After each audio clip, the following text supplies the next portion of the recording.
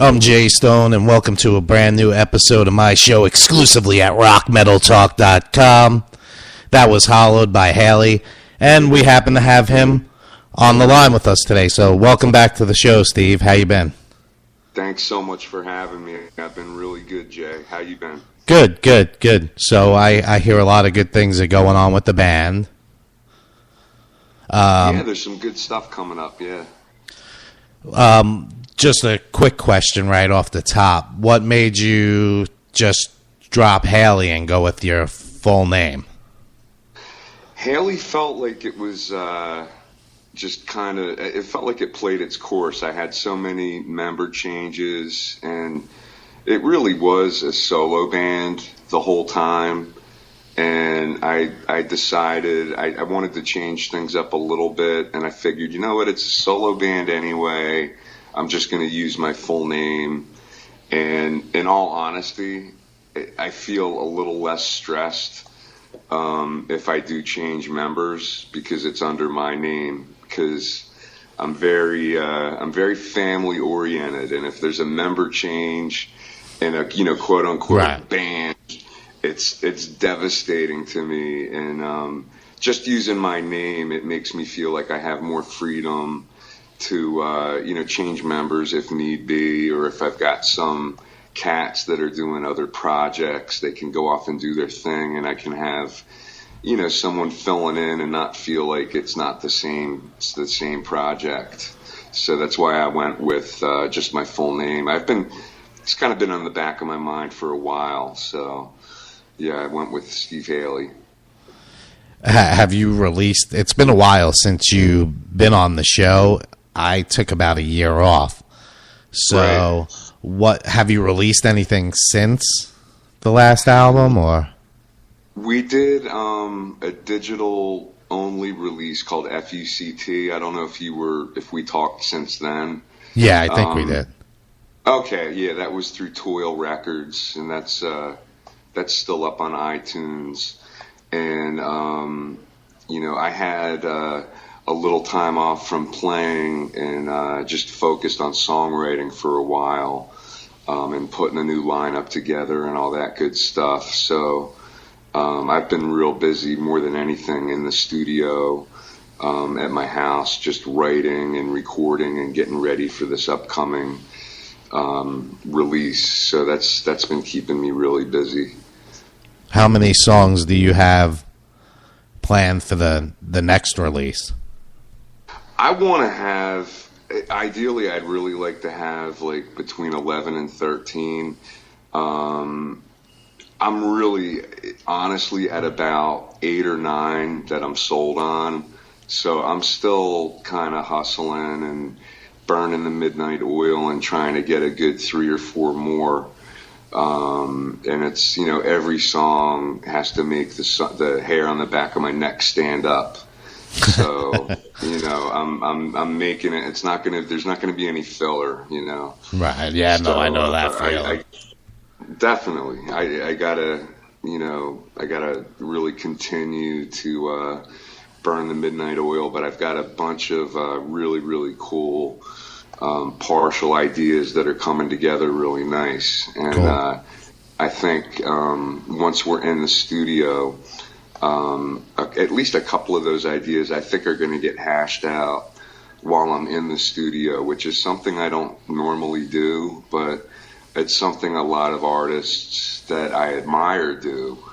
And I think that would actually be a lot of fun, to kind of create on the spot and make it more spontaneous. And I'm planning on really recording the album like in a live, old school, like Led Zeppelin fashion, like everyone's playing cool. at the same time. And of course there'll be some overdubs, but I really want to do it sort of old school and like have that live band feel. Right. Yeah, and I guess, when you do it like that, how long does it take you to write your average song? I mean, do you write songs in 20 minutes or? I always compare it to pregnancy. Some women spit them right out, and other women, it can take days, and be a really strenuous, long labor. The songs that I just spit out are gifts. It's just like whoosh. That's awesome. That came out so fast. Other ones, it really does take quite a while to mesh them out. But I'd say on average, like if I really did a good average, I'd say two weeks to a month. And then on occasion, the rare, like, write one in one night or 2 or 3 nights comes out. And like I said, that's always, a treat.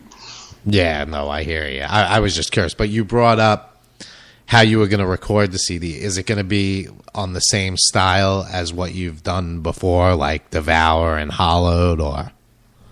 It's gonna have a similar vibe, but it's gonna be very eclectic. I've got some real, more rock, metal, punk songs, cool. But there's some more experimental kind of songwriting that I've been exploring, and that's going to be on there as well. It's definitely going to be different. It's going to have a similar vibe, but there's going to be quite a few songs that are like way, way out of the box, and that's been a lot of fun for me because I'm not using the same formulas or coming from the same angles as far as songwriting goes for a lot of these songs. Like there's one song in particular. It's called Wish. It's a love song. It's about a serial killer, and it's very almost ambient, but with real Les Pauls and Marshalls, but real kind of cool breakdowns and kind of cool parts, and it's definitely a deviation from the norm in which I'm used to. Right. But I think it's a really good song, and there's a couple other ones that are real experimental like that. You mentioned some influences like Led Zeppelin. What's inspiring the sound now that you're going with? I have no idea. It's got to be coming from a lot of different places. As always, I've been listening to a lot of Bowie, a lot of old school Stones. I listen to a lot of new stuff as well. But the thing I've been listening to the most are the sort of rough ideas that I lay down, and I feel like I'm sort of less inspired by the stuff I've heard in the past, and kind of really reaching for something new. And my biggest thing with songwriting has always been, bring something new to the table, or don't bring it at all. So it's not really so much a self-centered, selfish thing, but I've really been listening more to Steve Haley than to any other artist. Right. And yeah. I think that's been good for me, because I'm not as directly influenced.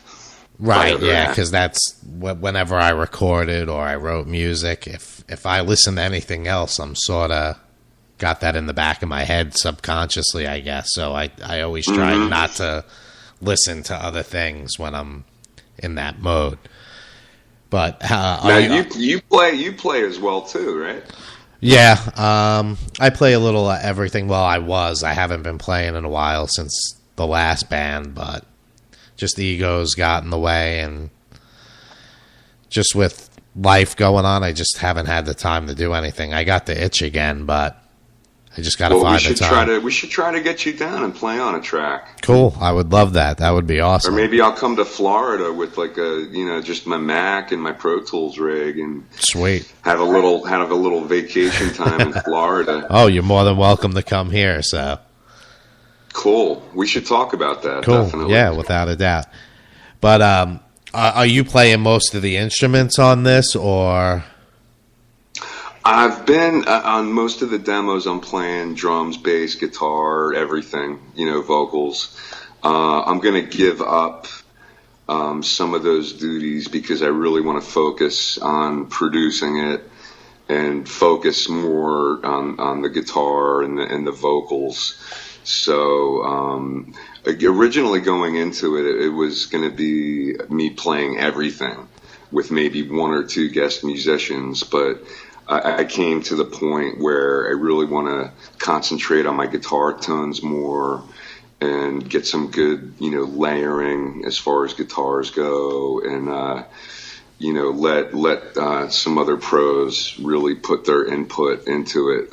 At some point, I'd like to release something where I'm playing everything, because that's just fun, and I'm an absolute closet drummer. I love playing drums. Yeah, I'm not great. Me too. Definitely not the greatest drummer, but I just love drums. And at some point I'll put something out where I'm playing everything, but not for this one. Yeah, I've done it. I did one or two by myself, and it was a bitch. It's so hard. I tried. It is, but isn't it such a great challenge? It is, because I had no one to argue with either, so that was one of the benefits. But absolutely. At the time, I thought it was the greatest thing I ever did, but when I play it now, it's like, oh my God. I mean, it's all right. It's not bad. Right. But you look back and you say, gee, how did I ever send that to record company? I mean, people liked it. I got offered a few things, but it wasn't worth my time. But I right. can't, But I'm sure you had a blast during the process of it. Oh, yeah. I mean, it took a long time, but I mean, I had one song where I did like 28 guitar tracks. I just kept on a 4-track recorder, just kept mixing down on top of each other. It was pretty cool. I should send it to you, actually. I'd love to hear it. I'd love to check it out. But that's a lot of guitar tracks. Yeah, it's a mess. But do you feel like that about anything you've done in the past? I mean, like looking back and saying, oh my God, what have I done? Right, exactly. I'll pull up ideas from the archives. I have a whole hard drive filled with just, song ideas, and certainly quite a few where I'm playing drums. Yeah, I've pulled up some tracks and I'm like, what the hell was I thinking? Or what was I going for? Like one song in particular, I'm just smacking the shit out of the drums and getting this groove going, but it kind of made me cringe a little bit. I won't lie. Right, no, I hear you. So you had a reunion, I guess, with Trash Light Vision a couple of years ago. I wish I could have been there, but how was that? It was absolutely mind blowing. It was a benefit for our second drummer after we had Lenny. He had to have brain surgery. So, just from the get-go, it was for a really good reason. The guys and I all decided it was a great cause and we should go for it. And the second we stepped in the room, we only did a couple rehearsals, maybe two. That old magic just really seemed to come back. And I could stepping down from just doing the front man and guitar, lead guitar player position and going to just the lead guitar position with backup vocals was a little refreshing. Letting AC take over. He's such a great front man, and it gives me the ability to just focus on playing guitar, and it was really refreshing because it was in the middle of the process of really getting the songwriting together for this album that's going to be getting completed hopefully pretty soon. But I had a blast with those guys, and we just had such a good time on stage, and really helped Johnny out a lot. That's awesome. And our long-term friend and family member, Mama Trash, she's known as, I'm sure you've heard of her. Yeah, absolutely. Really helped put the whole thing together. And to this day, she's really, still helping me out a lot. And definitely wanted to give a shout out to her. She's an awesome woman and does so much for rock and roll and for the scene. And, still is doing the Trash Fest that she does every year. So, she's definitely good people. Right. Yeah, I know her from back in the day with the whole Trash Light Vision thing. So, I followed it pretty close. Right on. Yeah, she was our den mother. Right. But I don't know if she remembers me. Maybe she does. She probably does, I'm sure. Is there any plan of ever doing that again, or was that it? I gotta say, I'll say it. I'll say it for the record out loud right now. I am totally open to it. I love each and every one of those guys dearly, Roger, Lenny, and AC. And I am 100% open to doing that again. AC's real busy, as you probably already know, playing bass for Joan Jett. And Roger and Len have their own projects going, so everyone's kind of got something going on. But if the stars lined up right and we could all do it, I would definitely be signed up right away. Because like I said, I love those guys, and I think Trash Light just has this chemistry that is unbeatable. Right, yeah, no, I agree with that. I thought it was pretty cool that AC actually played with Dope again, too. Wasn't that cool? Yeah, that's pretty cool. Yeah, I guess he does it on a regular basis here and there when they need somebody, so he looks like on their website he's an active member still. So that's awesome that he got back with them. But just going back on the Trash Light Vision thing. Right. You guys worked so hard all of those years. Mm-hmm. Finally got the record released in the United States, and then a couple of months later, it was basically done. Yes. What happened after you finally got? You you got where you wanted it to be? I never asked you this before. No, it's a really good question, and I think it's probably a question I get asked the least. But I'll tell you, I think one of the mistakes that Trashlate might have made was that we never took a break. We, to our credit, worked our asses off really hard, and it was 24/7. I mean, none of us slept. None of us barely even ate. It was just tour, record, write, and then repeat. And when I look back on it and really look at what happened, I think what happened was that we just were so burned out. And everybody needed a little time to just get away from it.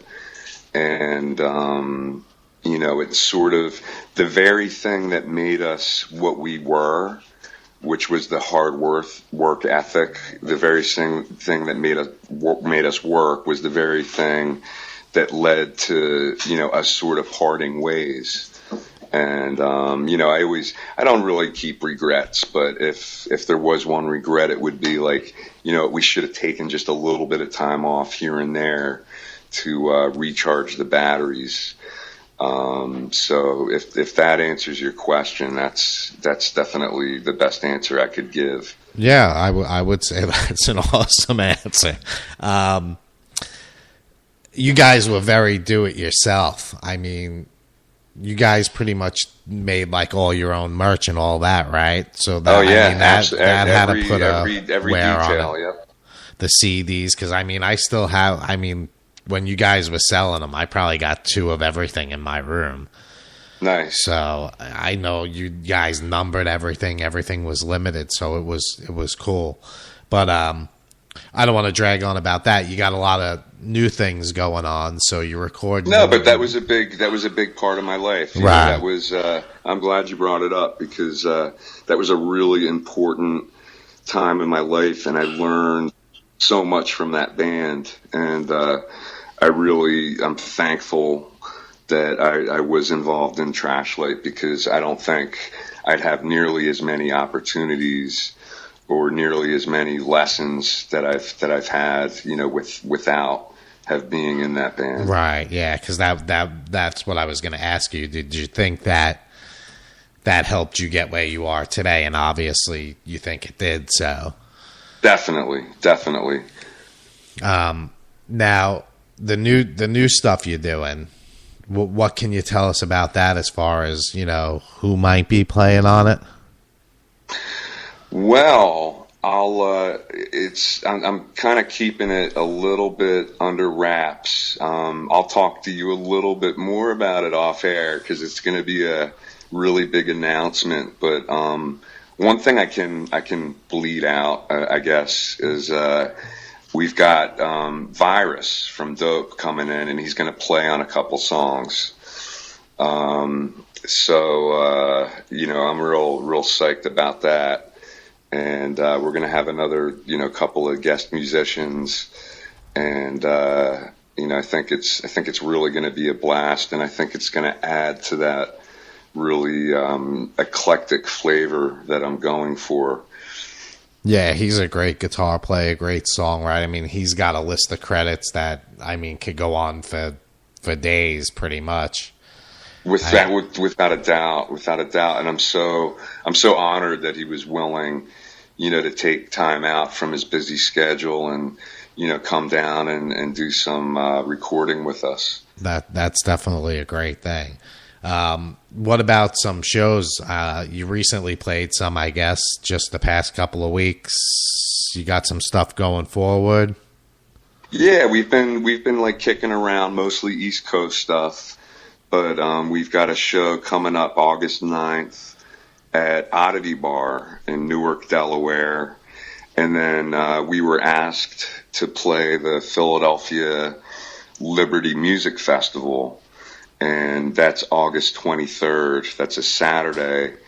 And during the day before that show, I got asked to speak on a panel with some other really, top-notch, great musicians, including Chuck Treese, to talk about touring and to talk about some experiences we've had, and to give some advice to some younger bands and to, people in general that are curious about the process. So I was more than honored, to accept being on this panel and doing some speaking on that. That's awesome. So you got a lot of positive things going on anyway. Yeah. I've been blessed. Yeah, I hear you. I mean, it's a great thing to actually be able to do what you want to do. You know what I'm saying? A lot of people don't get that opportunity. I mean, some people live the lifestyle that probably shouldn't or don't deserve it. But, it's great when you get to, do what you want to do. I wish I could do it every day of my life. I don't know where I lost it, but that's how it goes for some of us. Hey, well, you can always get it back. I'm a firm believer that if you really stay focused on your goal and you really, really put the blood, sweat, and tears into it, that you can make it happen. And I'm thankful every single day that I'm a full-time musician and that I'm able to do just, only that. That took a long time for me to get to that point. And I never take that for granted. I mean, that's just such an amazing thing to me that I'm able to do that. I'm blown away every day. Right. Yeah, it's definitely great. It's an awesome feeling. I got the itch to do it again. So maybe I'll get out there again. Who knows? Do it. Yeah, I'll give it a shot. So we're wrapping up pretty much. My show's a half hour right now, so we're at about 27 minutes. I want to play one more of your songs. And I thank you for calling in, and I thank everybody for tuning in, and everybody that you got to like my page and supporting me and doing what I do on the air. So hopefully my show is going to get back to where it was soon, and you've definitely helped that over the past week by promoting it. So thank you, and thanks for taking the time to call in and talk to the people that listen to the Jay Stone Show exclusively at rockmetaltalk.com. Well, Jay, let me tell you, thank you. You've been one of my biggest supporters. I love your show and totally respect that you're keeping it going. And I can't thank you enough, because you've really been there throughout all, a lot of years now. Thanks, so thanks, man. No, thank you. All right, here's Devour by Steve Haley. Jay Stone, rockmetaltalk.com. Sitting in my room, cigarettes, goes to you. Together we think